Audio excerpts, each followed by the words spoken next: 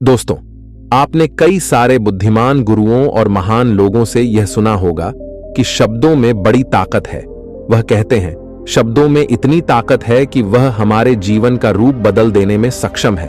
पर जब हम और आप यह सुनते हैं तो हमारे मन में एक सवाल उठता है कि क्या यह सच है? क्या सिर्फ बातों से हम अपने और दूसरों के जीवन में परिवर्तन ला सकते हैं? जबकि हकीकत में तो कहा जाता है कि सिर्फ बातों से कुछ भी नहीं होता। भगवान भी उसी की मदद करते हैं जो लोग कुछ कर दिखाने में यकीन रखते हैं।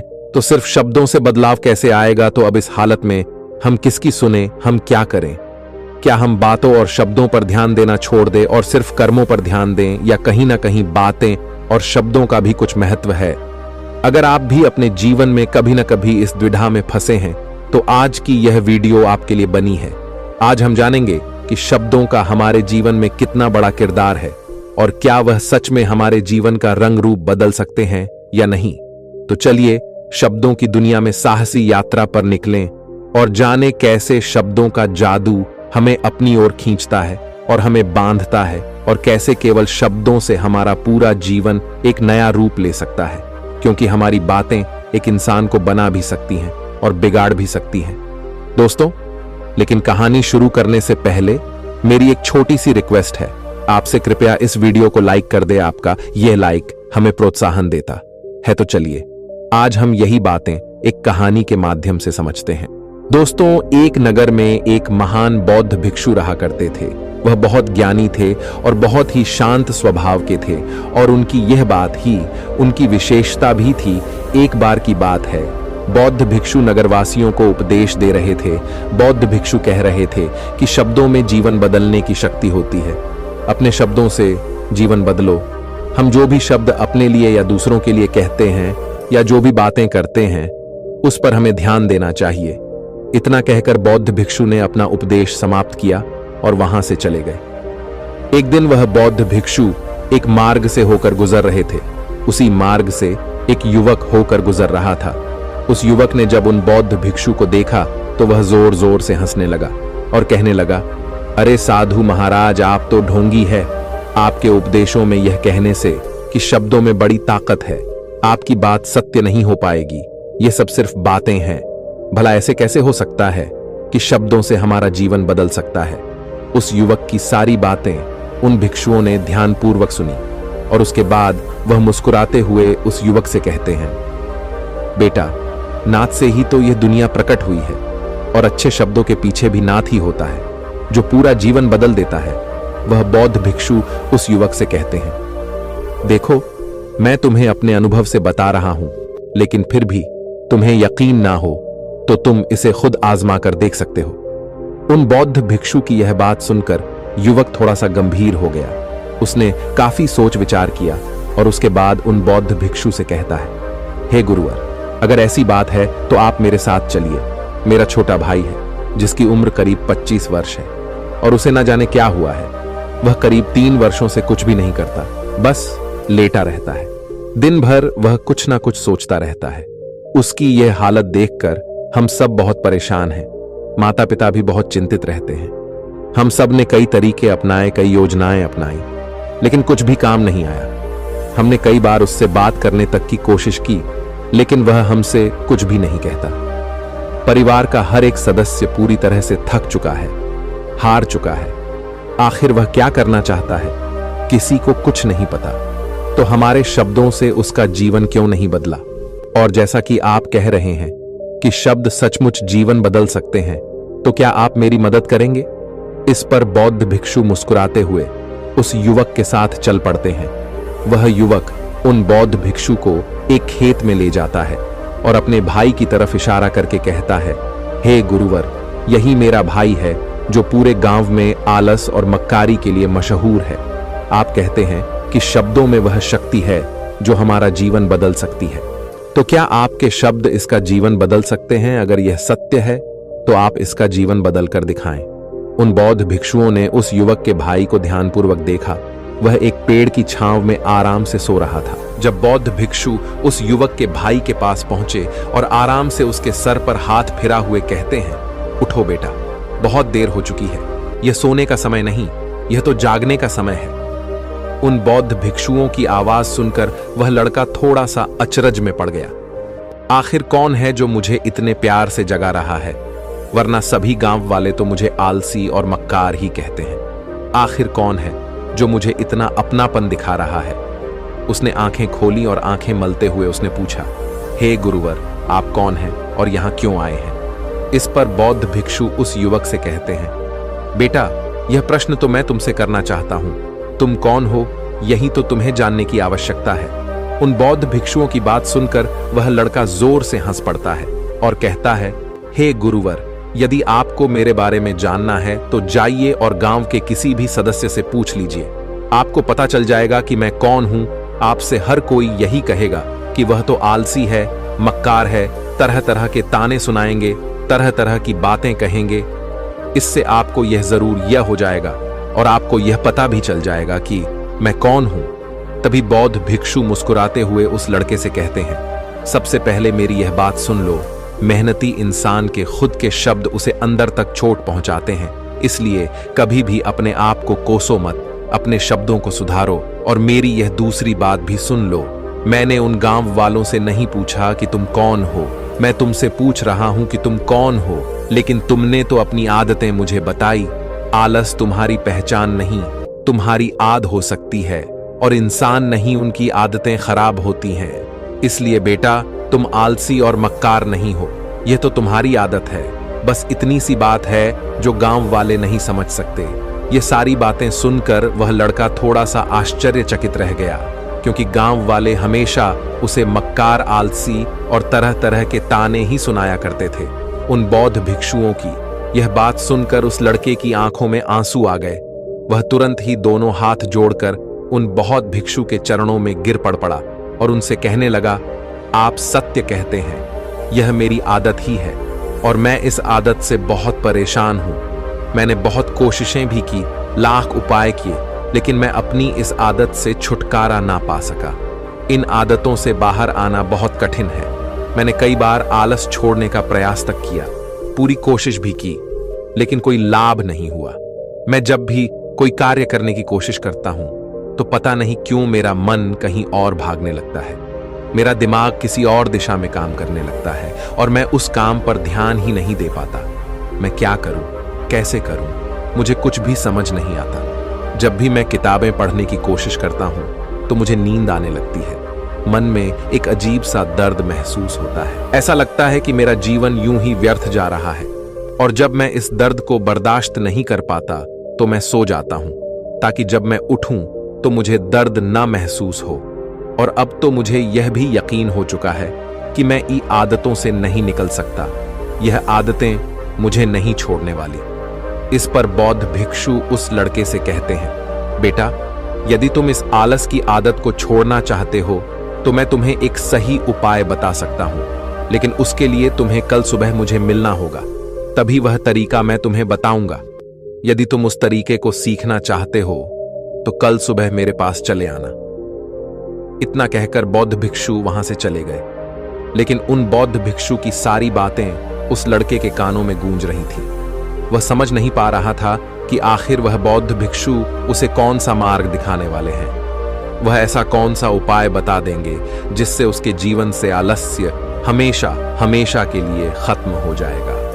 देखते ही देखते रात हो गई। रात भर वह अपने बिस्तर पर करवट लेता रहा और उन बौद्ध भिक्षु की बातों के बारे में सोचता रहा।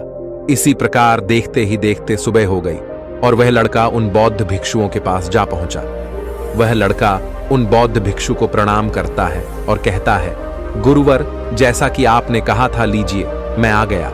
अब मुझे वह मार्ग बता दीजिए जिसे मैं अपने जीवन से इस आलस्य को निकाल सकता हूं। तभी बौद्ध भिक्षु उस लड़के से कहते हैं, बेटा, जब भी तुम्हारा मन दुविधा में हो, तुम निर्णय ना ले पा रहे हो और तुम्हारे मन में तरह तरह के प्रश्न उठ रहे हो कि मैं क्या करूं, कैसे करूं, इस कार्य को पूर्ण कैसे करूं, यह सब कैसे होगा, तब तुम वास्तविकता में अपने अतीत से सोच रहे हो कि पिछली बार तुम्हारे ऐसा करने पर क्या हुआ, या अतीत में तुमसे लोगों ने क्या कहा था। तो आज से कभी भी अपने अतीत से नहीं बल्कि भविष्य से सोचो। इस पर लड़का कहता है, भविष्य से वह भला कैसे? तभी बौद्ध भिक्षु उस लड़के से कहते हैं, मान लो कि तुम्हें आज किसी भी चीज की कमी नहीं है, तुम्हारे पास वह हर चीज है जो तुम चाहते हो, वह सारी सुख सुविधाएं हैं। तो अब बताओ, तुम अपना जीवन कैसे व्यतीत करना चाहोगी? उन बौद्ध भिक्षु की यह बात सुनकर वह लड़का कुछ देर के लिए सोच में पड़ गया, क्योंकि आज तक उसने सभी गांव वालों के केवल ताने ही सुने थे। किसी ने भी आज तक उसके जीवन के बारे में उससे ऐसी बात नहीं की थी, और वह गुरुवर उसे आने वाले भविष्य के बारे में उससे बातें कर रहे थे। उन बौद्ध भिक्षु की यह बात सुनकर वह लड़का खुद से प्रश्न करने लग गया कि अगर मेरे पास सब कुछ होगा, धन की कोई कमी नहीं होगी और सारी सुख सुविधाएं होंगी, तो मैं अपना जीवन कैसे व्यतीत करूंगा?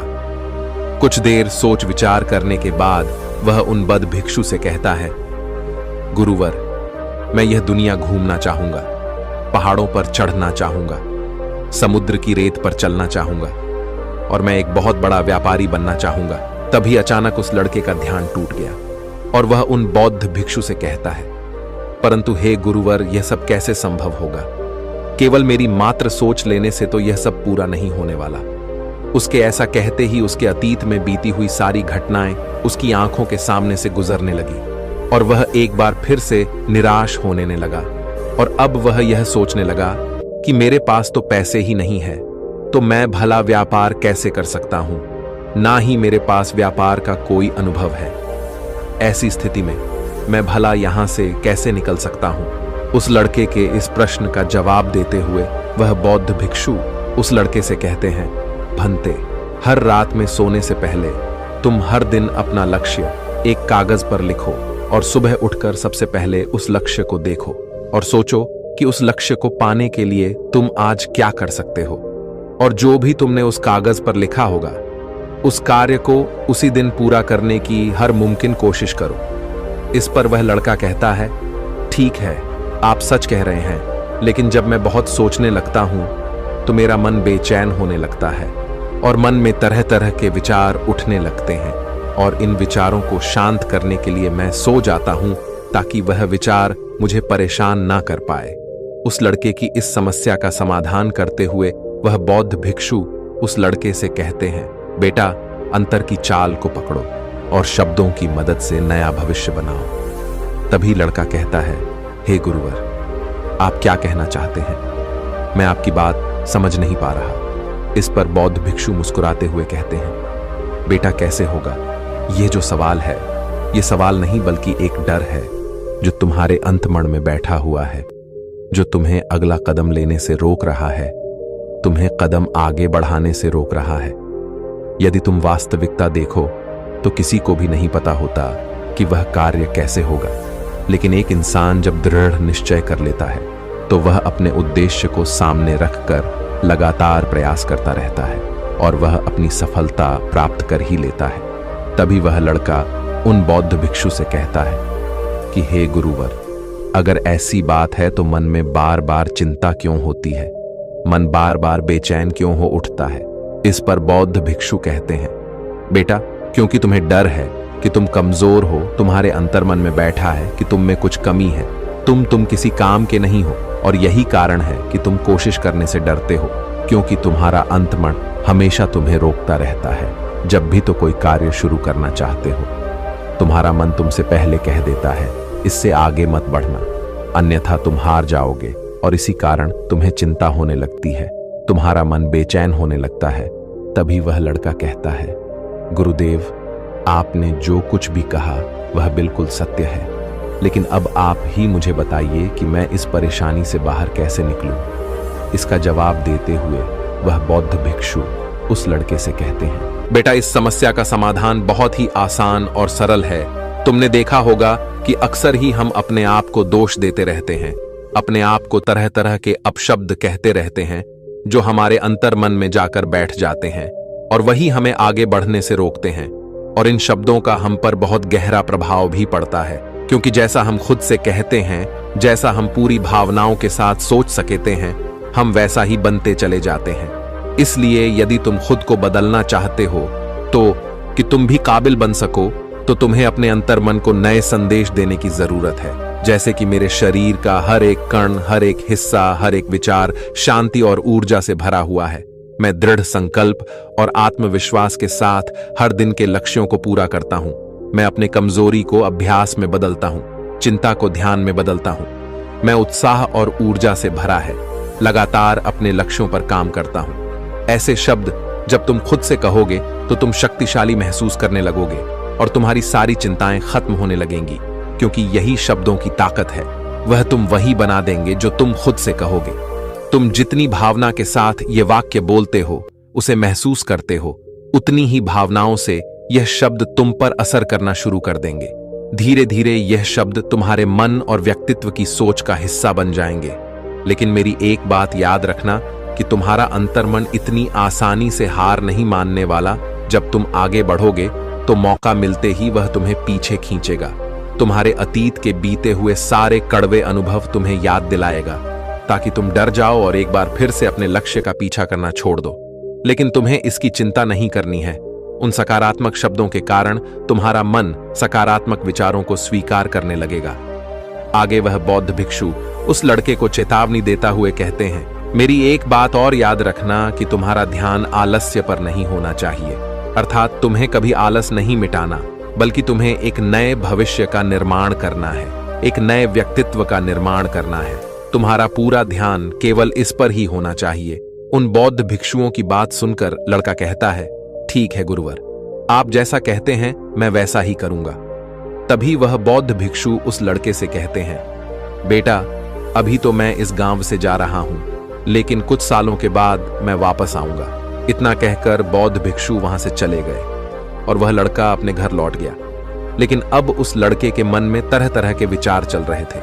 वह लड़का यह सोच रहा था कि अगर मैं अपनी मनपसंद जिंदगी जीने लगूंगा, अगर मैं दुनिया घूमने लगा, नए लोगों से मिलने लगा और अपनी पसंद का काम करने लगा, तो मेरी जिंदगी कैसी होगी। उस बात को ध्यान करके उसने एक कागज पर अपना लक्ष्य लिखा और लिखकर सो गया। अगली सुबह जब उसकी आंखें खुली तो उसने उस पेपर पर लिखा हुआ लक्ष्य एक बार दोहराया। उसके बाद वह कुछ देर के लिए शांत हो गया। तभी उसे उन बौद्ध भिक्षु की बात याद आई कि तुम अपने लक्ष्य के लिए आज क्या कर सकते हो। उसने खुद से सवाल किया कि मैं आज अपने इस लक्ष्य को प्राप्त करने के लिए क्या कर सकता हूं। तभी उसे एक बार फिर से उस पेपर की तरफ ध्यान दिया। उस पेपर पर लिखा था कि मैं बाजार जाता हूं और लोग व्यापार करने की कौन सी चीजें, कौन से सामान लेकर आते हैं, मैं उन चीजों को देखता, उन चीजों को पता करता। पढ़ने के बाद तुरंत ही बाजार चला गया। वह अलग अलग दुकानों पर बैठा, उन्हें देखा, लेकिन उसे कुछ समझ नहीं आ रहा था, क्योंकि लोग अलग अलग व्यापार कर रहे थे, अलग अलग तरह की चीजें और सामान ले रहे थे, और किसी ने उसकी कोई मदद नहीं की। वह बहुत उदास हो गया और निराश होकर वापस घर लौट आया। तभी उस लड़के को उन बौद्ध भिक्षु की एक और बात याद आई। शब्दों में बहुत ताकत है और शब्द हमारा जीवन बदल सकते हैं। उसे वह सकारात्मक विचार याद आए। वह उन्हें सुबह शाम दोहराने लगा और अब से वह हर दिन ऐसा ही करता। देखते ही देखते 1 महीना बीत चुका था, लेकिन अब तक उसके जीवन में कोई बदलाव नहीं आया था। अब वह लड़का यह सोचकर निराश होने लगा था कि उसके जीवन में तो कुछ भी परिवर्तन नहीं हो रहा।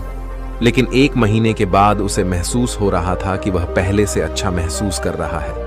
उसका दिमाग अब अच्छी तरह से सोच पा रहा है।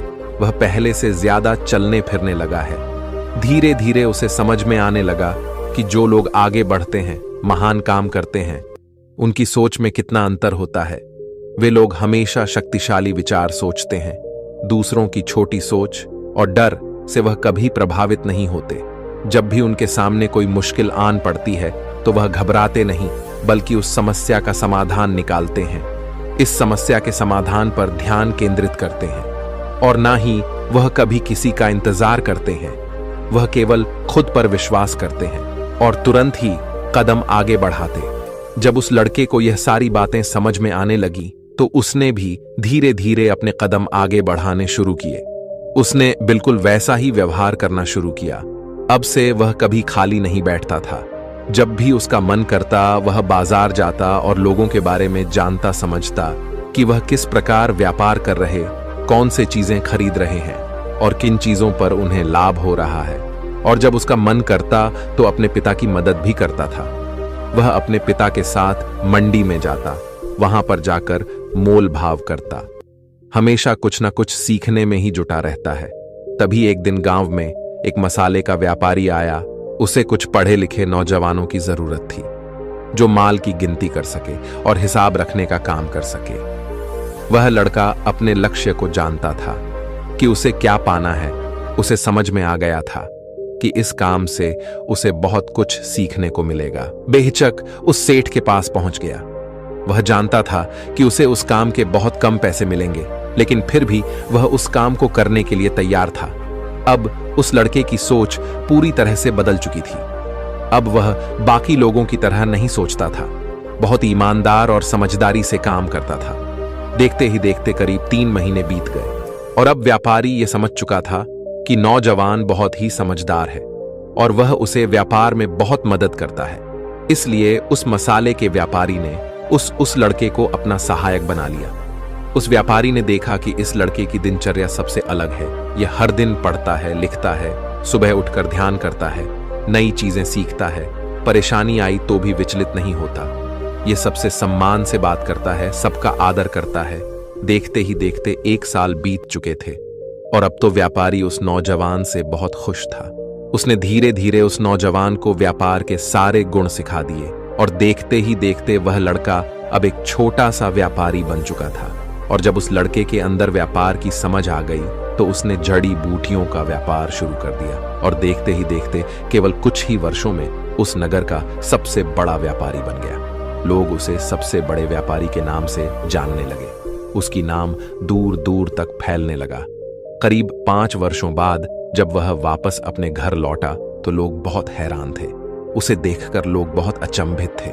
उसके सारे जानने वालों ने उस लड़के से पूछा, तुम इतना कैसे बदल गए? तब उसने कहा, उन गुरु ने सच ही कहा था, शब्दों से हम जीवन बदल सकते हैं। वैसे आपने आज के इस वीडियो से क्या सीखा हो, मुझे आप कमेंट में जरूर बताइएगा। इसी के साथ में उम्मीद है कि आपको आज की यह वीडियो जरूर पसंद आई होगी, तो इस वीडियो को लाइक और अपने दोस्तों के साथ शेयर भी जरूर कीजिएगा और हमें ऐसे ही सपोर्ट करने के लिए चैनल को सब्सक्राइब जरूर दबा दीजिएगा। तो चलिए फिर मिलते हैं अगली वीडियो में। तब तक के लिए अपना ख्याल रखें। धन्यवाद और नमो बुद्धाय आय।